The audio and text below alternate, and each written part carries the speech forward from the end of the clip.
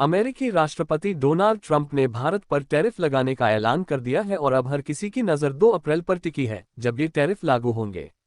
भारत में दलाल स्ट्रीट से लेकर मिंट स्ट्रीट तक, बोर्डरूम से लेकर नीति गलियारों तक हर कोई इस सवाल का जवाब ढूंढ रहा है कि अमेरिका भारत पर कितना टैरिफ लगाएगा और इसका असर हमारी अर्थव्यवस्था पर क्या होगा। ट्रंप पहले कई बार कह चुके हैं कि भारत अन्य देशों की तुलना में सबसे ज्यादा टैरिफ लगाता है।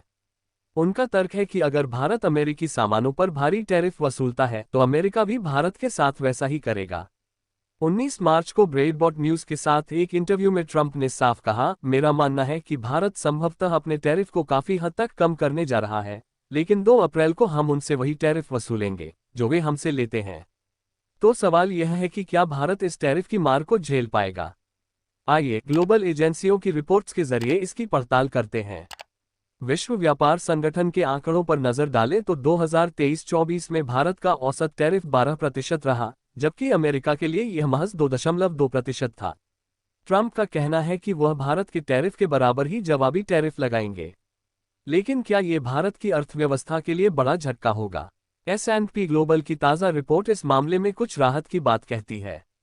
रिपोर्ट के मुताबिक भारत की मजबूत अर्थव्यवस्था और अमेरिका से सीमित व्यापारिक संपर्क इसे टैरिफ के बड़े प्रभावों से बचा सकता है।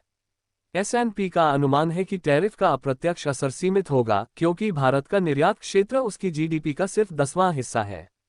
हालांकि कुछ सेक्टर्स जैसे स्टील और केमिकल्स पर दबाव बढ़ सकता है। रिपोर्ट में यह भी कहा गया है कि भारत की ज्यादातर रेटेड कंपनियां अस्थायी आय मंदी को झेलने में सक्षम हैं। फिच रेटिंग्स ने भी इस मुद्दे पर अपनी राय दी है। फिच ने वित्त वर्ष 2025-26 के लिए भारत की जीडीपी ग्रोथ का अनुमान 6.5% पर बरकरार रखा है, लेकिन चेतावनी दी है कि अगर अमेरिकी व्यापार नीतियां अपेक्षा से ज्यादा आक्रामक हुईं तो यह विकास के लिए जोखिम पैदा कर सकती हैं। फिच के मुताबिक भारत की बाहरी मांग पर कम निर्भरता उसे अमेरिकी टैरिफ से कुछ हद तक सुरक्षित रखती है। साथ ही देश में निजी क्षेत्र को बैंक लोन में दोहरे अंकों की बढ़ोतरी और व्यापारिक विश्वास का ऊंचा स्तर भी सकारात्मक संकेत देता है। लेकिन क्या ये पूरी तस्वीर है?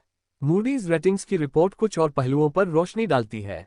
मूडीज के अनुसार दक्षिण और दक्षिण पूर्व एशिया में ऑटोमोटिव, स्टील, रसायन और व्यापार सेवा क्षेत्र की कंपनियां अमेरिकी टैरिफ से सबसे ज्यादा प्रभावित हो सकती हैं। इससे मांग में कमी और लागत में बढ़ोतरी का खतरा है। हालांकि खनन, तेल और गैस, शिपिंग, निवेश, होल्डिंग्स और प्रोटीन व कृषि जैसे सेक्टर्स इस प्रभाव को झेलने में बेहतर स्थिति में हैं। मूडीज का ये भी कहना है कि स्टील और पेट्रोकेमिकल्स पर सीधा असर भले ही कम हो, लेकिन अमेरिका के टैरिफ से बचा हुआ अधिशेष माल एशिया जैसे बाजारों में डंप हो सकता है। इससे कीमतें गिरेंगी और इन सेक्टर्स का मुनाफा प्रभावित होगा। उदाहरण के लिए रिलायंस इंडस्ट्रीज, जो अपने तेल से रसायन खंड से करीब आधा उत्पादन निर्यात करती है, पर अप्रत्यक्ष असर पड़ सकता है। दूसरी ओर आईटी कंपनियां बढ़ी हुई लागत को झेलने के लिए बेहतर स्थिति में दिखती हैं।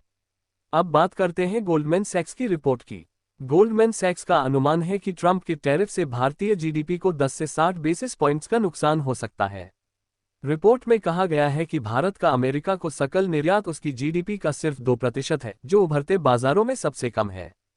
लेकिन अगर अमेरिका सभी देशों पर वैश्विक टैरिफ लगाता है तो भारत की घरेलू गतिविधि पर असर दोगुना हो सकता है।